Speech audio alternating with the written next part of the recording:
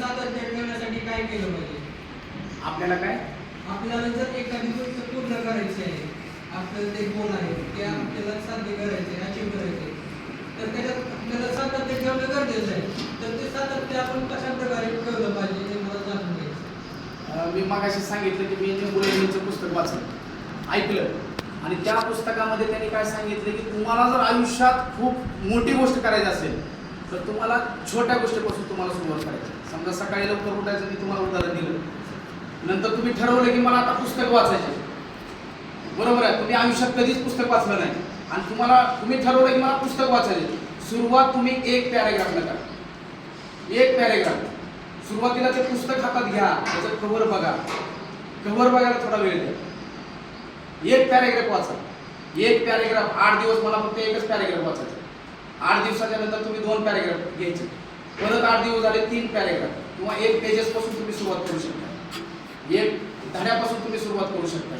असं थोडं थोडं थोडं थोडं जर करत गेलात, ॲटोमॅटिक तुमचा त्याच्यामध्ये उत्साह वाढणार आहे, तुम्हाला त्याच्याबद्दल आवड निर्माण होणार आहे.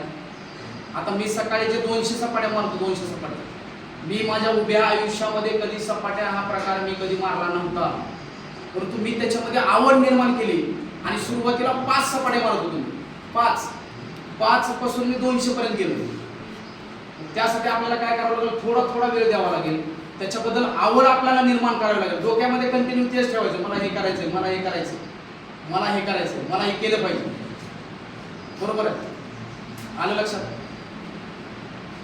आणखीन काय तुम्हाला काय प्रश्न असेल? आता मी जेवढं काय बोललेलो आहे, बोललेल्या याच्यावरती कोणाला काय जर क्वेश्चन असतील, प्रश्न असतील, आवर्जून तुम्ही विचारा, कारण विद्यार्थी दशेमध्ये ह्या गोष्टी खूप महत्त्वाच्या आहेत.